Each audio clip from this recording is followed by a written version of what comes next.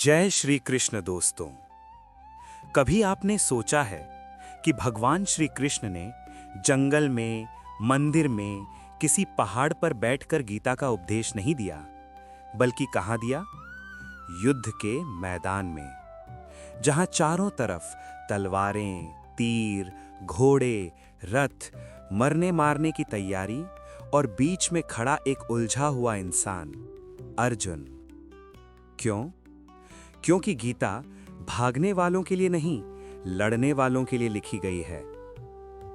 आज हमारी जिंदगी भी एक तरह का कुरुक्षेत्र बन चुकी है। किसी का युद्ध लोन, नौकरी और ईएमआई से है, किसी का युद्ध रिश्तों और टूटते भरोसे से है, किसी का युद्ध डिप्रेशन, ओवरथिंकिंग और अकेलेपन से है, किसी का युद्ध फैमिली की एक्सपेक्टेशन से है। दोस्तों, अगर आप इस वीडियो को अंत तक शांति से सुन लोगे तो मैं दिल से कहता हूं, आपको गीता सिर्फ धार्मिक ग्रंथ नहीं, बल्कि आपकी लाइफ की गाइड बुक लगेगी। और हो सकता है आज जो दर्द, डर, उलझन आप अपने मन में लेकर बैठे हो, उनका रास्ता आपको यहीं से मिल जाए। कुरुक्षेत्र, जब अर्जुन टूट गया। दृश्य सोचिए। कुरुक्षेत्र की धरती पर दोनों तरफ दो विशाल सेनाएं खड़ी हैं। एक तरफ पांडव, दूसरी तरफ कौरव। अर्जुन अपने रथ पर बैठा है और उसके सारथी हैं स्वयं भगवान श्री कृष्ण। अर्जुन कहता है, हे माधव, मेरा रथ बीच में ले चलो ताकि मैं देख सकूं कि मुझे किसके खिलाफ लड़ना है। कृष्ण रथ को आगे ले आते हैं। अर्जुन देखता है सामने भीष्म पितामह खड़े हैं, जिनकी गोद में उसने बचपन बिताया, जो उसके लिए दादा से भी बढ़कर थे। थोड़ा आगे गुरु द्रोणाचार्य हैं, जिन्होंने उसे तीर कमान चलाना सिखाया, जो उसके जीवन के सबसे बड़े आचार्य थे। दूसरी तरफ उसके अपने भाई कौरव, रिश्तेदार, मामा, चाचाओं के बेटे, दोस्त। ये देखकर अर्जुन की सांसें तेज हो जाती हैं, गला सूखने लगता है। दिल से एक आवाज आती है कि ये दुश्मन नहीं है, ये तो मेरे अपने ही हैं। अगर मैं इन्हें मार दूं तो मैं जीत कर भी क्या जीतूंगा? ऐसी जीत किस काम की जिसमें मेरे लोग ही ना रहें? उसके हाथ से गांडीव धनुष ढीला पड़ जाता है, पैर कांपने लगते हैं, वो रथ में ही बैठ जाता है। दोस्तों, जरा सोचिए, ये वही अर्जुन है जिसे पूरी दुनिया में सबसे महान योद्धा माना जाता था। लेकिन जब जिंदगी ने उसके भावनाओं को छुआ तो वो भी टूट गया। आज जो आप महसूस कर रहे हो, कंफ्यूजन, डर, गिल्ट, मैं ये नहीं कर सकता, ये सब अर्जुन भी महसूस कर रहा था। यहीं से शुरू हुई भगवद गीता। कृष्ण की पहली सीख, तुम शरीर नहीं, आत्मा हो। कृष्ण अर्जुन की हालत देख रहे हैं। वो मुस्कुराते हैं पर मजाक नहीं उड़ाते। शांत होकर कहते हैं, हे अर्जुन, तुम उन बातों के लिए दुखी हो रहे हो जिनके लिए सच में दुखी होना ही नहीं चाहिए। तुम जो हो वो ये शरीर नहीं हो, तुम वो आत्मा हो जो कभी मरती नहीं। दोस्तों, सोचिए, जब हमारे घर में कोई चला जाता है, दिल क्यों टूटता है? क्योंकि हम उस शरीर से जुड़े रहते हैं जो अब हमारे सामने नहीं है। लेकिन गीता कहती है कि आत्मा न कभी जन्म लेती है, न कभी मरती है। जैसे हम पुराने कपड़े छोड़कर नए पहन लेते हैं, वैसे ही आत्मा पुराने शरीर को छोड़कर नया शरीर लेती है। जब हम सिर्फ शरीर को सच मान लेते हैं, तभी हर इंसल्ट, हर ब्रेकअप, हर लॉस हमें तोड़ने लगता है। जब हम अपने अंदर की आत्मा को याद रखते हैं, तो हमें समझ आता है कि ये परिस्थितियां अस्थायी हैं, लेकिन मेरे अंदर का मैं अस्थायी नहीं हूं। इससे क्या मिलता है? एक अजीब सी अंदरूनी ताकत जो कहती है कि हाँ, दर्द है, लेकिन मैं खत्म नहीं हुआ। मैं गिरा हूं, लेकिन यहीं पड़ा नहीं रहूंगा। भीष्म पितामह, द्रोणाचार्य और धर्म की कठिनाई। अर्जुन का सबसे बड़ा सवाल यही था, हे कृष्ण, मेरे सामने भीष्म पितामह हैं, द्रोणाचार्य हैं, ये पौरव भले गलत हैं पर हैं तो मेरे ही भाई। इन लोगों पर अस्त्र शस्त्र उठाना क्या अधर्म नहीं होगा? कृष्ण यहां सिर्फ दर्शन नहीं, बहुत प्रैक्टिकल जवाब देते हैं। हे अर्जुन, ये युद्ध तुमने नहीं चुना, ये युद्ध समय ने तुम्हारे हाथ में रख दिया। अगर तुम आंख बंद कर लोगे तो अधर्म नहीं रुक जाएगा। जो गलत है, अगर उसे कोई रोकता नहीं तो वो गलत और ताकतवर हो जाता है। भीष्म पितामह धर्म के बहुत बड़े रक्षक थे, लेकिन उन्होंने जीवन में एक कसम खाई थी, मैं सिंहासन पर बैठे राजा की आज्ञा का पालन करूंगा। आज वही कसम उन्हें कौरवों की तरफ खड़ा कर रही थी, हालांकि दिल से वो जानते थे कि अधर्म कौरवों की तरफ है। द्रोणाचार्य, महान गुरु, लेकिन लालच और अपमान का हिसाब उनके अंदर भी था। उनका बेटा अश्वत्थामा कौरवों के साथ था। कृष्ण अर्जुन को समझाते हैं, हे पार्थ, जब धर्म और रिश्ता आमने सामने आ जाए तो धर्म ऊंचा होता है। तुम्हारा प्यार गलत नहीं, लेकिन अगर तुम्हारा लगाव तुम्हें अधर्म के सामने चुप कर दे तो वो लगाव तुम्हें नीचे गिरा देगा। आज भी ये बात हमारी जिंदगी में लागू होती है। ऑफिस में कोई गलत काम करता है पर वो हमारा दोस्त है, हम चुप रहते हैं। घर में कोई किसी के साथ अन्याय कर रहा है पर वो अपने हैं, हम कुछ नहीं कहते। रिश्ता टॉक्सिक है, लेकिन हम क्या लोग कहेंगे के डर से सब सहते रहते हैं। गीता कहती है, जगह जगह समर्पण मत करो, सच्चाई, न्याय और धर्म के सामने समर्पण करो। आज की प्रॉब्लम्स सेम कंफ्यूजन, डिफरेंट रूप। दोस्तों, अर्जुन का कंफ्यूजन आज हमारी लैंग्वेज में कुछ ऐसा है, मैं जॉब बदलूं या नहीं, ये रिश्ता छोड़ूं या चलाता रहूं, मम्मी पापा की बात मानूं या अपनी, लोग क्या कहेंगे, मैं फेल हो गया अब क्या करूं। अर्जुन भी यही बोल रहा था कि कृष्ण, मैं कुछ समझ नहीं पा रहा, मेरा सिर घूम रहा है, शरीर कांप रहा है, मेरा धनुष हाथ से गिर रहा है, तू ही बता मुझे क्या करना चाहिए। और यहीं पर कृष्ण उसे एक लाइन में राह दिखाते हैं, हे अर्जुन, तुम मेरा शरण लो, सच्चाई का साथ दो, अपना कर्तव्य निभाओ, बाकी मुझे छोड़ दो। कर्मयोग, काम तुम्हारा, नतीजा मेरा। गीता का सबसे फेमस सिद्धांत कर्मयोग। कृष्ण कहते हैं, तुम्हारा अधिकार है सिर्फ किए गए कर्म पर, उसके फल पर नहीं। आज हमारी सबसे बड़ी प्रॉब्लम क्या है, हम काम से पहले ही फल सोच लेते हैं।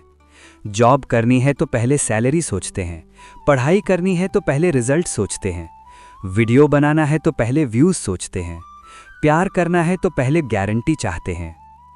कृष्ण कहते हैं कि काम में लग जाओ, पूरे दिल से लग जाओ, लेकिन फल की जिम्मेदारी अपने सिर पर मत चढ़ाओ। क्यों? क्योंकि फल सिर्फ आपके हाथ में नहीं होता। थोड़ा आपका प्रयास, थोड़ा समय, थोड़ी किस्मत और सबसे बड़ी बात, भगवान की इच्छा।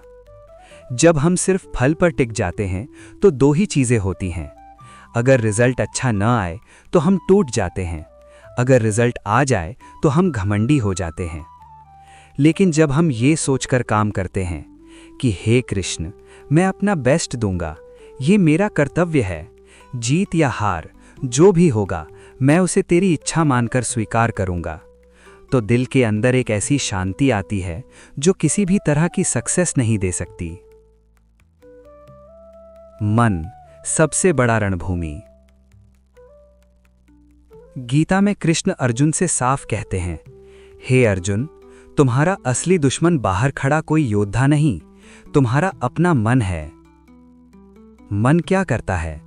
छोटी बात को बहुत बड़ा बना देता है, जो नहीं है उसकी भी कहानियां बना देता है, रातों को सोने नहीं देता, खाली बैठो तो नेगेटिव सोच देता है। आज की लैंग्वेज में over thinking, anxiety, comparison, jealousy, ये सब मन की खेल हैं। कृष्ण कहते हैं, मन चंचल है, लेकिन अभ्यास और वैराग्य से उसे काबू किया जा सकता है। कैसे? अभ्यास यानी प्रैक्टिस। रोज कुछ छोटा सही काम रिपीट करना, जैसे सुबह उठकर भगवान का नाम लेना, 5 मिनट शांति से बैठना, गीता का एक दो श्लोक या सार सुनना। वैराग्य यानी डिटैचमेंट, जो चीज तुम्हें अंदर से तोड़ रही है उससे धीरे धीरे दूरी बनाना, चाहे वो गलत संगति हो, गलत कंटेंट हो या गलत आदत हो। मन को कंट्रोल करना मतलब सब कुछ छोड़कर पहाड़ पर चले जाना नहीं, बल्कि भीड़ में रहते हुए भी भीतर शांत रहना सीखना है। क्रोध, वासना, लोभ अंदर के कौरव। कृष्ण बताते हैं मनुष्य के पतन की सीढ़ियां क्या हैं। वासना यानी गलत इच्छाएं और लालच, क्रोध यानी गुस्सा, मोह या आसक्ति यानी लगाव। जब इच्छाएं पूरी नहीं होती तो गुस्सा आता है, गुस्से से फैसले गलत होते हैं, गलत फैसलों से जीवन बिखर जाता है। आज देख लो, रोड रेज में छोटी सी बात पर लोग मारपीट तक उतर आते हैं। गुस्से में रिश्ते टूट जाते हैं, 2-3 गालियां और सालों की दोस्ती खत्म। कृष्ण कहते हैं क्रोध से बुद्धि नष्ट होती है। इसका मतलब ये नहीं कि हम कभी गुस्सा नहीं होंगे, हम इंसान हैं, पत्थर नहीं। लेकिन गीता हमें सिखाती है कि गुस्सा आए तो खुद पर काबू रखो, जवाब बाद में देना सीखो, तुरंत रिएक्शन नहीं। 3 गुण, सत्व, रजस, तमस और आज की जिंदगी। गीता में कृष्ण 3 गुणों की बात करते हैं। सत्व, शांति, संतुलन, ज्ञान, करुणा। रजस, भाग दौड़, इच्छा, कंपटीशन, दौड़ भाग। तमस, आलस, अंधेरा, नकारात्मकता, टाल मटोल। आप खुद सोचिए, जब आप साफ दिमाग से, शांत मन से किसी की हेल्प करने की भावना से काम करते हो, वो सत्व है। जब आप सिर्फ दौड़ में हो कि वो आगे निकल गया, मुझे भी निकलना है, व्यूज बढ़ाने हैं, फेम चाहिए, ये रजस है। जब आप कहते हो मुझसे नहीं होगा, छोड़ो, दिन भर मोबाइल और सोशल मीडिया में डूबे रहते हो, खुद को बेकार समझते हो, ये तमस है। कृष्ण कहते हैं इन तीनों गुणों से पूरी दुनिया चलती है। लक्ष्य ये नहीं कि आप हमेशा 100% सत्व में रहें, जिंदगी प्रैक्टिकल है, लेकिन धीरे धीरे रजस और तमस को कम करके सत्व को बढ़ाना ही आध्यात्मिक प्रगति है। कैसे बढ़ाएं सत्व? अच्छा सत्संग, अच्छा कंटेंट, साफ और संतुलित भोजन, ईमानदारी की कमाई, दूसरों के लिए दिल में करुणा और सबसे जरूरी स्वयं पर नियंत्रण। रिश्ते, दिल का टूटना और गीता। आज सबसे बड़ा दर्द क्या है? रिश्ते टूटना। प्यार में धोखा, शादी में अपमान, परिवार में ताने, दोस्ती में स्वार्थ। कृष्ण गीता में ये नहीं कहते कि सबसे उम्मीद ही छोड़ दो, वो कहते हैं कि लगाव छोड़ो लेकिन अपना कर्तव्य मत छोड़ो। मतलब ये, तुम सच्चे रहो, अपनी तरफ से ईमानदार रहो, जितना बन सके अच्छा करो, लेकिन अगर सामने वाला तुम्हारी भावनाओं की कद्र नहीं करता, बार बार दिल तोड़ता है, तो वहां अंधा लगाव रखना अपने आप से अन्याय है। भगवान कहते हैं जहां तुम्हारी इज्जत न हो वहां अपनी आत्मा को मत जलाओ। ये भी धर्म ही है, अपनी आत्मा के सम्मान की रक्षा करना। अकेलापन और कृष्ण का वादा। आज बहुत लोग ये महसूस करते हैं कि मेरे पास कोई नहीं है, सब ने छोड़ दिया। कृष्ण धृतराष्ट्र को सीधे नहीं दिखते, लेकिन संजय को दिव्य दृष्टि देते हैं ताकि वो सब देख सके। ये इशारा है, कृष्ण सीधे सबकी आंखों में नहीं दिखते, लेकिन संकेत देते रहते हैं, कभी किसी इंसान के रूप में, कभी किसी घटना के रूप में, कभी गीता के शब्दों में। कृष्ण कहते हैं, जो भी मुझे सच्चे दिल से याद करता है, मैं उसके दिल में रहता हूँ। लोग छोड़ दें तो भी मैं नहीं छोड़ता। जब ये बात अंदर उतर जाती है, तब इंसान भीड़ में भी अकेला नहीं महसूस करता और अकेले कमरे में भी भगवान का साथ महसूस करता है। पैसा, करियर और गीता का संतुलन। गीता ये नहीं कहती कि पैसा मत कमाओ, बिजनेस मत करो, जीवन का आनंद मत लो। कृष्ण खुद द्वारका के राजा हैं, रणनीति जानते हैं, धन भी है, शक्ति भी है, प्रभाव भी है, लेकिन वो क्या सिखाते हैं कि धन तुम्हारे हाथ में हो, लेकिन दिल पर उसका राज न हो। आज बहुत लोग करियर के नाम पर अपनी हेल्थ, अपनी फैमिली, अपनी इज्जत तक बेच देते हैं। गीता कहती है, पैसा कमाओ, मेहनत करो, लेकिन अनैतिक रास्ते मत अपनाओ। कंपटीशन करो, लेकिन दूसरों को गिरा कर नहीं। ऊंचा उठो, लेकिन अपनी जड़ों को मत भूलो। गीता सिर्फ सुनने के लिए नहीं, जीने के लिए है। कृष्ण अंत में अर्जुन से ये नहीं कहते कि बस सुन लिया अब हो गया। वो कहते हैं, हे अर्जुन, अब ये सब सुनने के बाद तुम स्वतंत्र हो। चाहो तो मानो, चाहो तो न मानो, लेकिन अगर तुम मेरे बताए मार्ग पर चलोगे तो कभी पछताओगे नहीं। अर्जुन क्या कहता है? हे कृष्ण, मेरा मोह दूर हो गया है, अब मैं आपका कहा मानकर अपना कर्तव्य निभाऊंगा। यही गीता का असली चमत्कार है। गुलाम अर्जुन कॉन्फिडेंट अर्जुन बनता है। डर से भरा अर्जुन धर्म के लिए खड़ा अर्जुन बनता है। मैं नहीं कर सकता बोलने वाला अर्जुन मैं तैयार हूं बोलता है। आज गीता हमें भी यही ट्रांसफॉर्मेशन ऑफर करती है। तो प्रैक्टिकली गीता को लाइफ में कैसे उतारें? आप सोच रहे होंगे कि ठीक है, सब अच्छा है, पर प्रैक्टिकली क्या करूं? कुछ सिंपल स्टेप्स। रोज 5 से 10 मिनट गीता। मोबाइल से डिस्ट्रैक्ट होकर बस 5 से 10 मिनट गीता का सार सुनो या पढ़ो। मात्रा से ज्यादा क्वालिटी जरूरी है।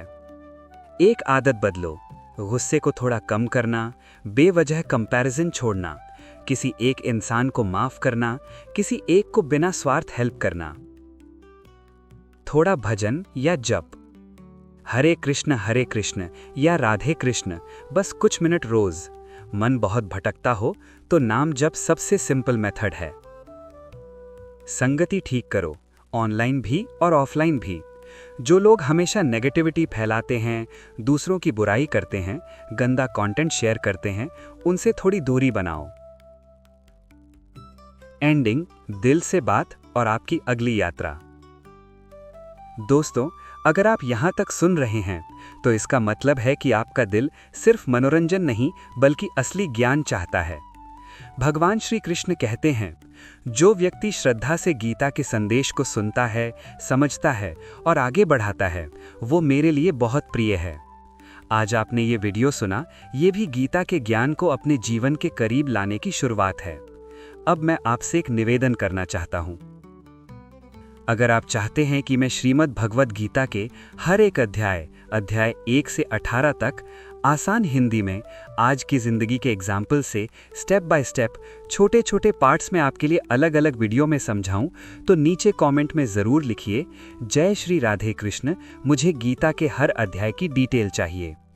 मैं पूरी कोशिश करूंगा कि हर अध्याय का सार इतना आसान और प्रैक्टिकल बना सकूं कि भारत के किसी भी कोने में बैठा इंसान इसे सुनकर कह सके, हाँ, अब मुझे समझ आया, गीता सिर्फ किताब नहीं, मेरे जीवन का नक्शा है। अगर ये प्रयास आपको थोड़ा सा भी अच्छा लगा हो तो इस वीडियो को लाइक ज़रूर कीजिए, ताकि मुझे पता चले कि आपको गीता का ऐसा सरल, दिल को छूने वाला कंटेंट पसंद आ रहा है। इस वीडियो को अपने परिवार वालों, दोस्तों और उन सब लोगों के साथ शेयर कीजिए जो आजकल मेंटली बहुत परेशान हैं, कंफ्यूज्ड हैं, अकेले हैं। शायद उनके लिए ये गीता का ज्ञान एक नया रास्ता खोल दे।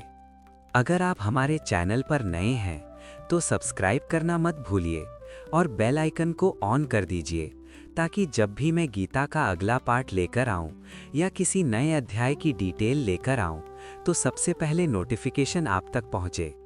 और जाते जाते कमेंट बॉक्स में दिल से लिख देना, जय श्री राधे कृष्ण, ताकि ये नाम आपके मोबाइल से उठकर आपके दिल तक, आपके दिल से भगवान श्री कृष्ण के चरणों तक पहुंचे। धन्यवाद दोस्तों।